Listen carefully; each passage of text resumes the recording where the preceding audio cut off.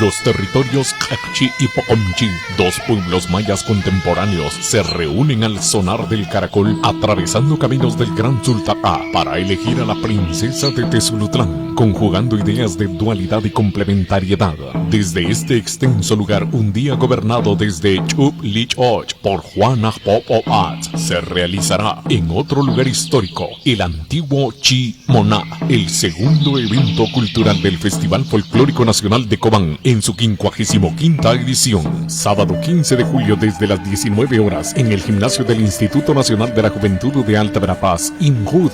Elección e investidura de Princesa Tezulutlán 2023-2024. Invitación al pueblo en general y de municipios del departamento para asistir a la velada cultural de elección. Ingreso gratuito. Transmitirá la página oficial Municipalidad de Cobán y Canal 98 del Servicio de Cable Básico para Cobán y municipios cercanos.